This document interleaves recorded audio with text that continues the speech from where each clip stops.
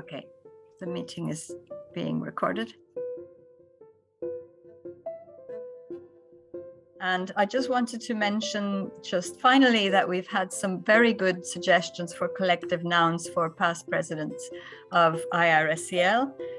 John mentioned rebel, but we've also had a wonder of presidents, a library of presidents, brilliance of presidents, pride of presidents, and a constellation of presidents. So we will have to have perhaps a very serious vote on this at the membership meeting. I was president 2007 to 2011. So all in all, it was 10 years on the board in various capacities. It's a long time out of a girl's life, isn't it? If you've attended as many board meetings as I did over the years, you can only think of a gathering of past presidents as a rabble. I recall at one board meeting, Maria Nikolaeva saying, "Will the board please come to order?" And Carol Scott said, "I'm not bored." Thanks to Macarena for this amazing conference. And I have to say that when I joined the board 30 years ago, this would have seemed like science fiction. I think it's important to say that any president is only as good as the board and the board members that you have. And I was very blessed to have fabulous board members, some of them here.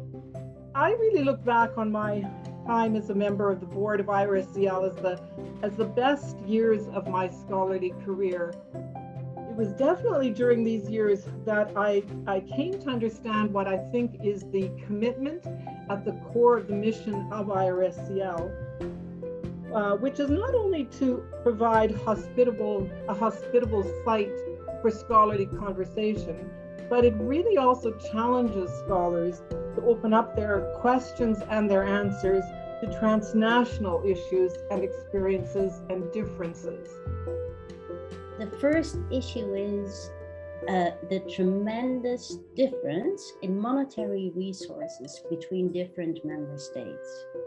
And these differences do not only manifest themselves in the obvious places, so difference between the global South and the global North, for instance, or between Eastern and Western Europe, but also in places where you wouldn't expect them at all.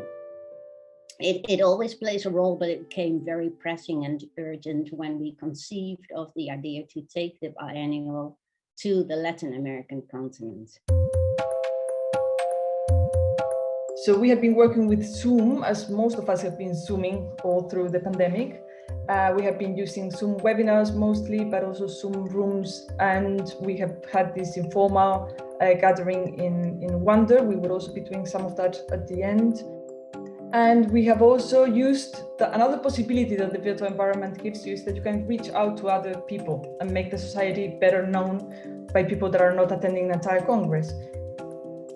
So we have been streaming the keynotes on YouTube, and we have also been very active in social media, in working with Facebook, Twitter, and Instagram.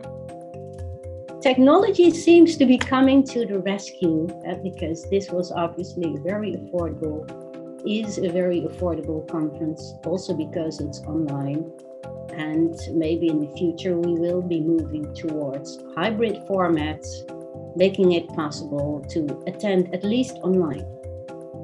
I honestly don't know now how people functioned without the internet and social media, and goodness knows what we would have done for our Congress if we didn't have the internet.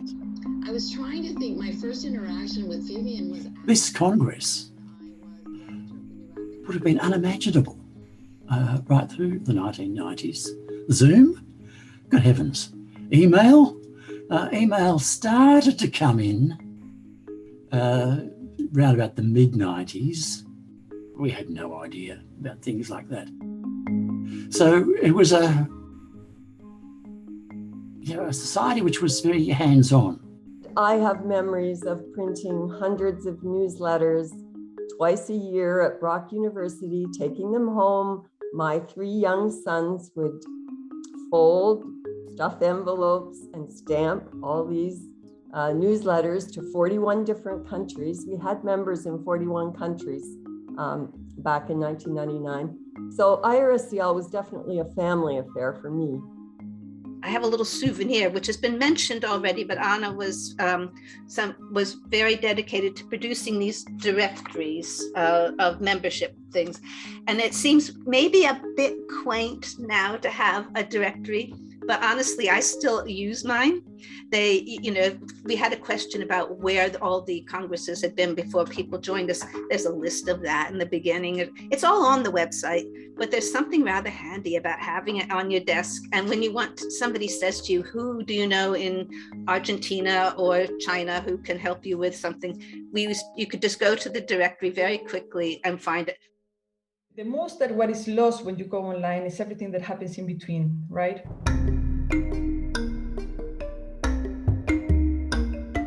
I certainly have learned a lot from all of you, and I think all of us in the audience as well.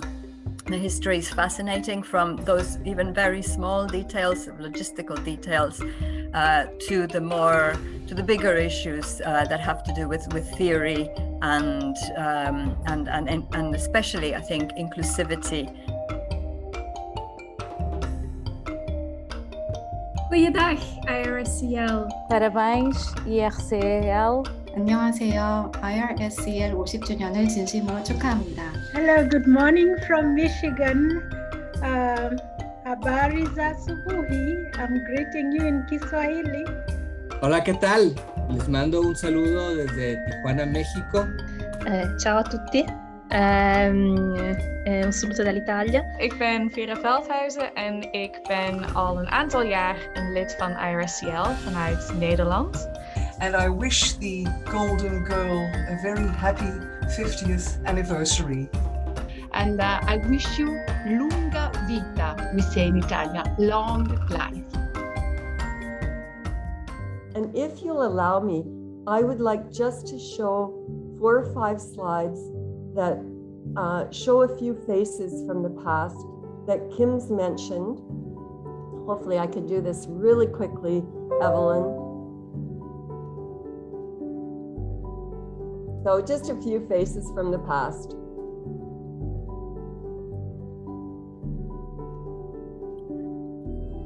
On the right is Anna DeVries, who was treasurer for 3 terms. We actually changed the bylaws so that he could stay on for a 3rd term. He'd done such a great job.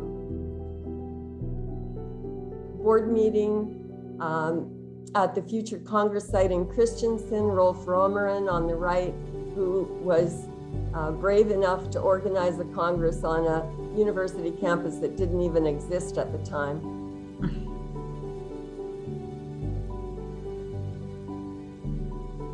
And this is our board meeting in Frankfurt at the Institute, hosted by Emer O'Sullivan. So that's where the archives are housed. And our post-Congress boat trip back in 2003, one of the things that we can't do with a virtual Congress.